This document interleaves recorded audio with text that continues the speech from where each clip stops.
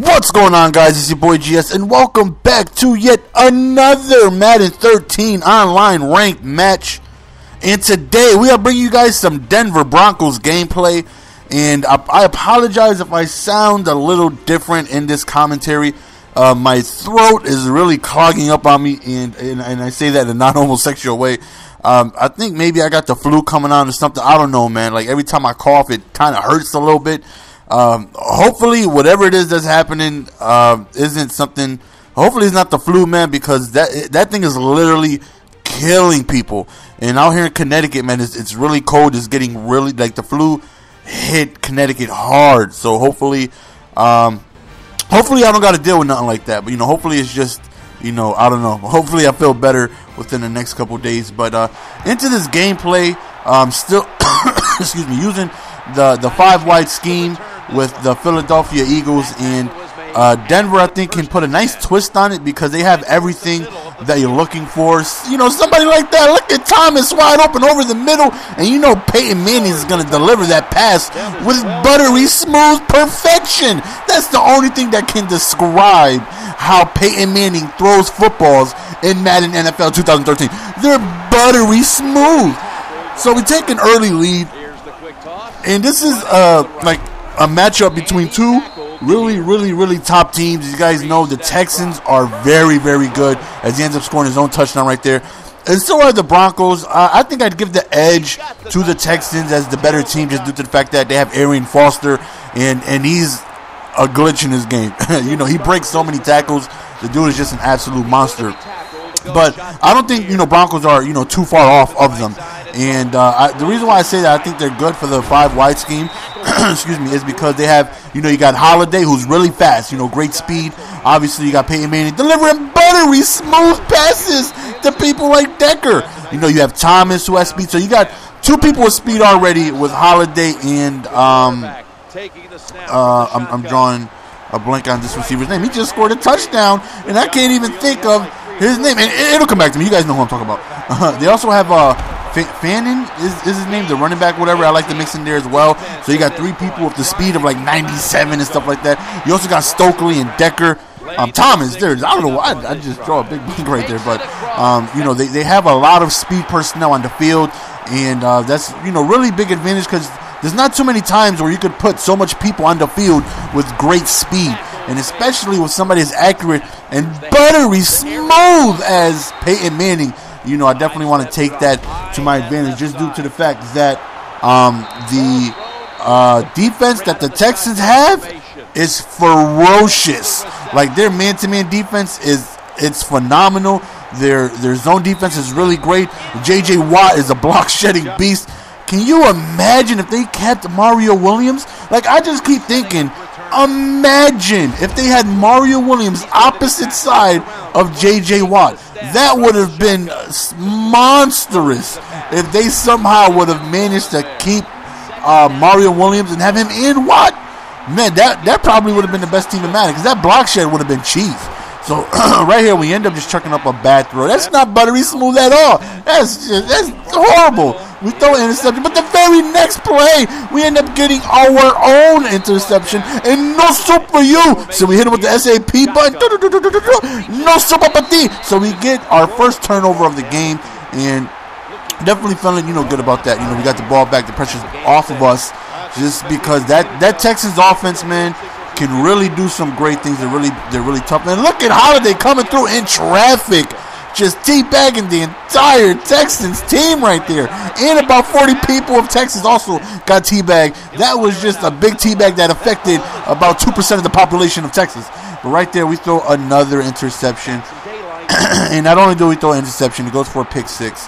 And I throw pick sixes a lot. I'm sure you guys do as well. Excuse me. Well, I wouldn't say a lot, but it happens. But when it happens, when you're in the red zone, you're really close to scoring. That's the most frustrating thing. It's like, damn it, man, I was so close to scoring, and I messed it up. So now, it happens a lot where I throw an interception. I get really frustrated. I just get like pissed off at myself for making a dumb decision. And now I'm like, okay, we got to refocus. We got to forget about it. We got to tie this game up. And so far, we've been able to move the ball, so far this game, no problem. We have made some mistakes, though, but And speaking of mistakes, we throw another interception, and he breaks the tackle, and we got another pick six. This man is scoring more touchdowns defensively. I'm better off not even attempting to move the ball. I'm better off just punting and letting my defense shut him down. He's scoring more defensively, and it's like 28-14. And now I'm like, okay, this is the worst position that you could be in going up against the Texans. Let me tell you why you don't want to be down 14 against the Texans. Because that promotes running.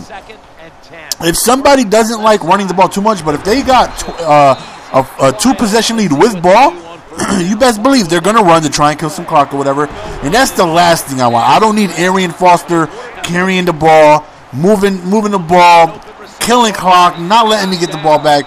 And Arian Foster in that running game in Texas is not easy to stop. So I need to score. I need to put pressure on him. I need him to pass the ball. I do not need him running the ball. So a score right here is crucial. So again, we're in the red zone area, which we've been able to get to so far this game, but haven't been able to do anything. We've been struggling, but we find Thomas on the far right, and we end up scoring a touchdown. So it's back to a 7-point ball game. And again, we're just hoping, do not let Arian Foster get involved in this game. So far, he hasn't been really running the ball too much, and hopefully we can keep him away from that. But here he is, start running. Look at him, just breaking tackles, falling forward, and that is why that score was crucial, because he would have just continued pounding the ball if we were down by 2 possessions and he had ball. So right here, we got him to a 3rd and 3. So we got Schaub thrown over to his left, but it was unsuccessful. So it's 4th down. He goes for it. Really big conversion, but he ends up not converting. And that right there, son, was a weenie move. And that's why we have an opportunity to get back in this game, because he decided to not have that 4th down swag. Instead of me having to drive 70 yards, now I only got to drive 20. We are already in field goal range, so either way, unless it's a turnover, we should score. Right here, we go to Holiday on the right. It was 7 receptions by Holiday. Clearly, he's just being effective with his speed. Just, having him on drag routes, just looking for who's open and utilizing his speed. So 3rd and goal, we end up calling a draw, and we end up scoring. So we end up tying this ball game, and now we feel a lot better. Now we feel like he should go back to what he was doing before, which is just throwing the ball a lot, not utilizing Foster, and we'll take our chances on stopping the pass than being able to worry about the pass and Foster. So, Denver definitely has a good defense. I noticed that he had Andre Johnson on the left damn near the entire game. So I made an adjustment. I put that man right there over on the left side. I made sure I put the champ himself over there on the left side, because every time he was hiking it, he had Andre Johnson on the left. I'm like, damn it, he's avoiding the champ. I need the champ to do what he does best, which is shut things down. But he can't do that if Andre Johnson's on the opposite side. So I switched him, and he wasn't expecting it. So he threw it, and the champ is here, and he ended up getting a huge pick six right before halftime. So that right there is huge. And then we get another turnover. This man, he turned into me all of a sudden. He's finding wide open Broncos the same way I was finding wide open Texans. And that right there was just incredibly huge, just because halftime is almost nearing, and just to be able to put up more points and make the gap even bigger of the lead that we have going into halftime. Being able to have a 2-possession lead right there. We get stopped at the 1-yard line by with Thomas. We end up going to a pitch with Fannin, and we end up scoring. I believe I'm saying that right, Fannin. If I'm not saying that right, let me know, guys. But I'm pretty sure it's Fannin. And we end up going up 42-28. Now we were down 14-28, and that's exactly, everything just starts coming together. And then we get another interception. I'm sorry, it's a no super 12 piece. I don't know how many pieces it is. I just know there's a whole lot of interceptions being thrown. And then we squeeze in a field goal right before the half ends. So we were thinking like, damn, we're in trouble. We're down 28-14. He's gonna be killing the clock on us. We gotta score. And then everything just went downhill for him. That just lets you know how quickly the game of Madden can change from where he's in a driver's seat.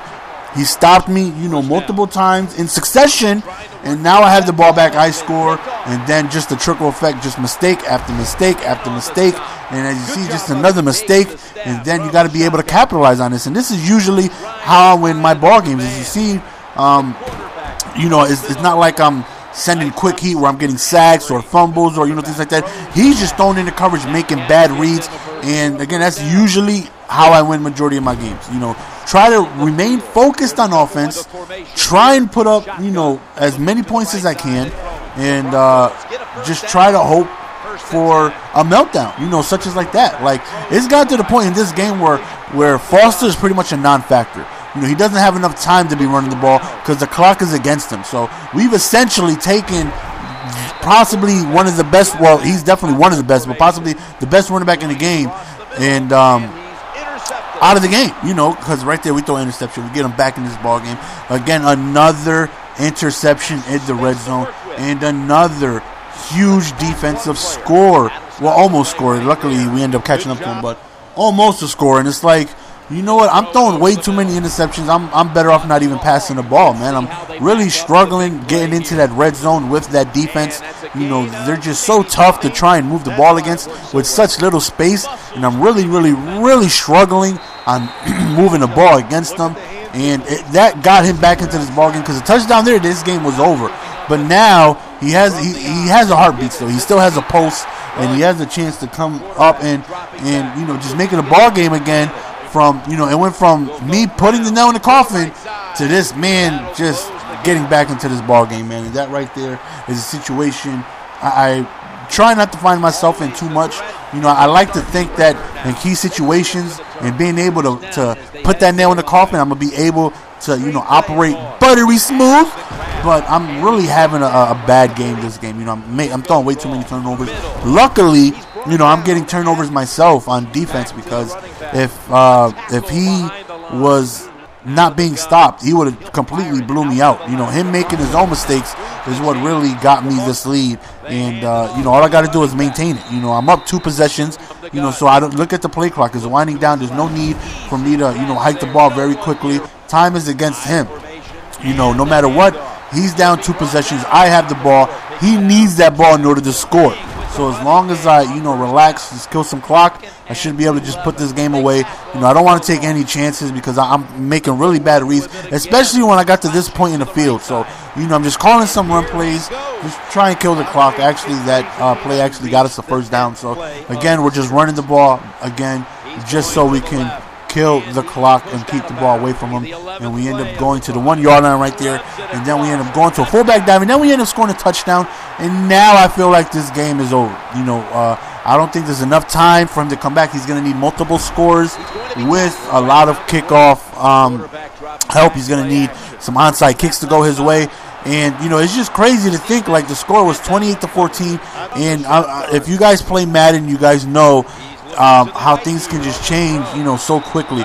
Just the demeanor of the game can change. That's why I love this game so much. It's like, you're down, you're feeling horrible, you're feeling bad about the stupidity that you were calling. The plays you were calling were bad. I'm throwing pick sixes, I'm throwing interceptions, and then he starts throwing his own interceptions, and now I'm back to feeling good and, feeling like I have a chance to win this ball game. And then we just separate ourselves from him by being able to stay more consistent than him and being able to just win this ball game. So hopefully, he did score a touchdown. He went for the onside.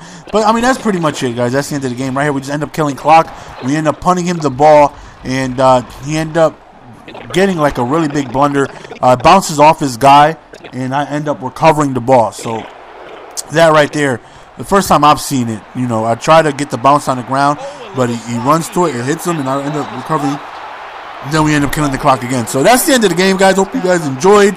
As always, please leave a like on this video, but only do so if you are entertained.